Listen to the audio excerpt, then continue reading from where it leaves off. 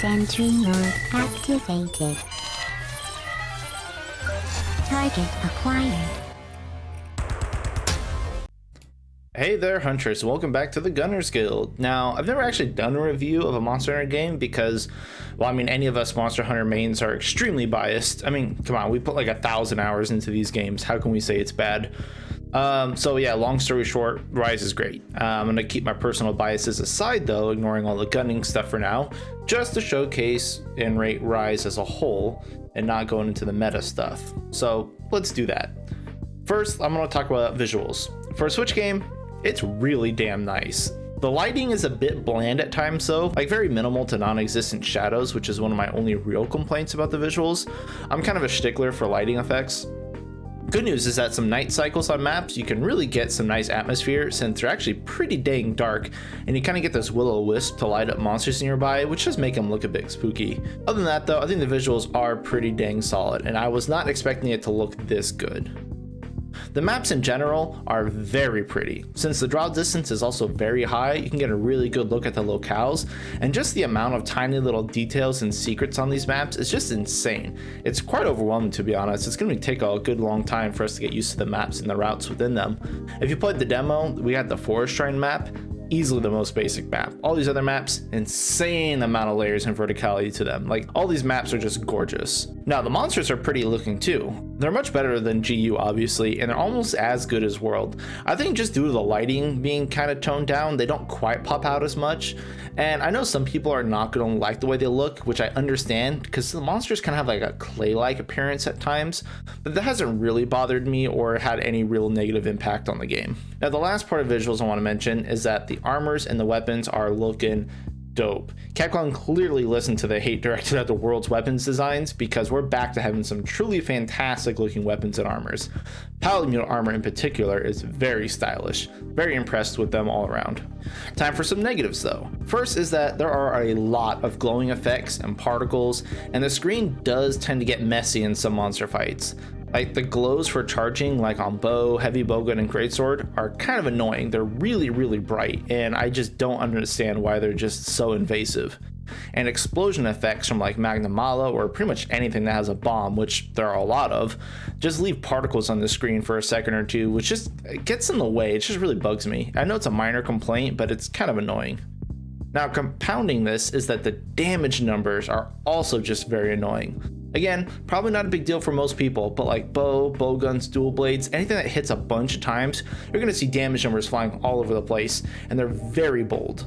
They tend to just cover the monster and just get in the way. And while I know you can just turn off damage numbers, that's not a real good thing for people who need to learn new monster hit zones and see what parts are actually weak to what and when. And on top of all this, the UI, it could be worse, but I found it just way too invasive. With the NPC dialogue, the map, the item pickups, there's just very little screen space left to see what's going on. And when you have all these other little particles and stuff get in the way, I mean, it's just a mess at times. So some form of like UI scale to shrink it back would actually do wonders in my book. And God forbid someone looks at the Rampage UI. Oh my God, that is terrible. Again, minor complaint, but I'm docking points on that. So with all that out of the way, let's move on to the actual gameplay. Initially, I wasn't excited to see the wire bug. It looked way too similar to Clutch Claw, and we all know how that turned out. But I'm convinced. Bug is great.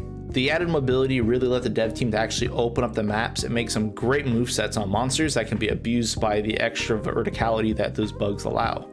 Unlike Clutch Claw, it doesn't feel mandatory or interrupt the flow of combat at all. In fact, it helps streamline the overall gameplay, and now you can tech roll out of hits and chase monsters down between zones and vault over things.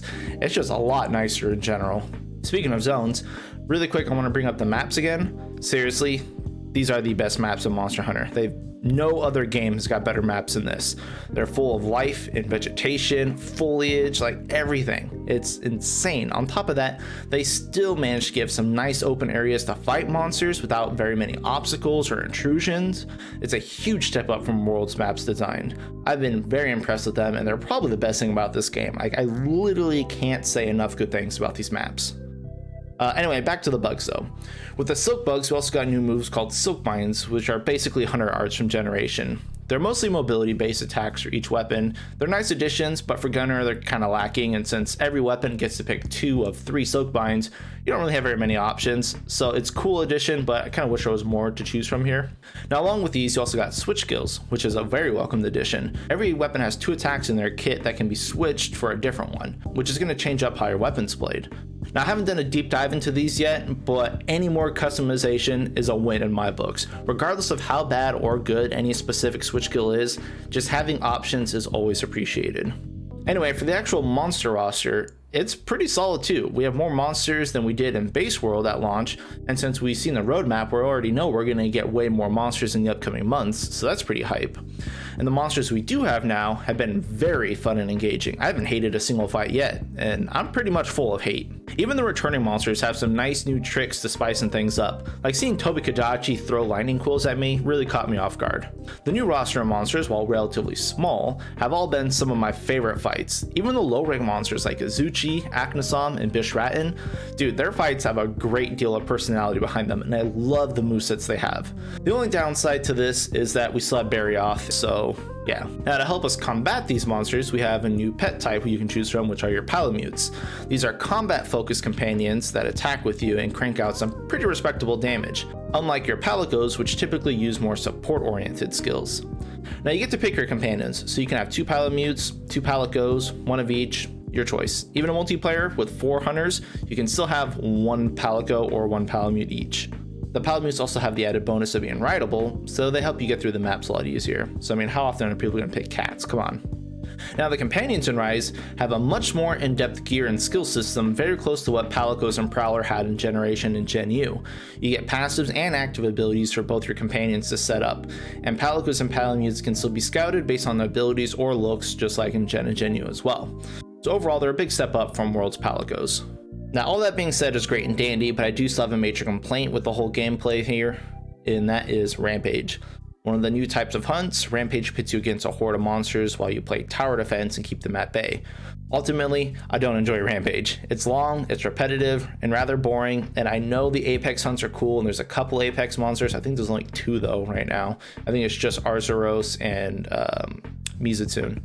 But they take a long time to complete, and it feels so disconnected from the rest of the game. I'm not even sure why it's here, to be honest. Unfortunately, Rampage skills and weapons can be unlocked and upgraded at the smithy, so you're going to be spending a lot of time in Rampage, so I really hope you like it. Now, one of the last few things I want to talk about, the performance. Yes, the game runs better than the demo, definitely does. I don't have anywhere near as many frame drops and input delays, so overall, great improvement. However, there are still a lot of times where the amount of particle effects and monsters just tanks the frame rate, and you're dropping to like, the low 20s.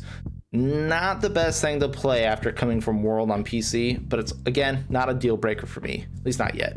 On the positive side, everything else is a pretty big improvement. Loading a hunt in town is instant now, and there's no more preparing a hunt for a minute before you can embark. The load times between town and locale are also very respectable. They're like 20 seconds max, compared to World on a base PS4 where it was like minutes. So I can deal with some frame drops, but I haven't played 4 players in a Rampage quest yet, and there's no way that's gonna hold up. And lastly, some random quality of life changes I've noticed. The trading room is just killer. You can practice hit zones, dodging, and anything you can possibly imagine. With the dummy being controllable like a fighting game AI in the training room, you can really do a lot of stuff with this, unlike World's training room that just had a pole and some barrels. Now the canteen is also a huge step up. Each like Dongo is clearly labeled and shows you what food buffs you'll get, and the chance to actually get your food skills is very high without tokens. I don't have to tell you how much I hate World's Canteen because it is literally my most hated feature, even more than Clutch Claw. So I'm happy with this canteen, like a lot. And the last bit is just that the town itself is rather small and charming. It's really easy to navigate, collect your tasks, and do whatever you need to do, unlike Astera, which took minutes to run from the bounty people to the blacksmith to the canteen, and just bleh. It's a good town, it's a good gathering hub, I like it, no complaints here. So yeah, that basically covers everything I wanted to talk about. Might as well do the review thing and put up a score or something. All in all, it's a Monster Hunter game, guys. Has there ever been a bad one? I mean, we're all gonna dump a million hours into it. And yes, there are some performance issues. And yes, the village quest line is pretty short. But dude, this game is still really good. Now, I'll complain about the gunner equipment in a later video, but before then, I'm still enjoying the hell out of Rise. So yeah, thank you all for watching, and good luck out there, hunters, and whatever you may be hunting.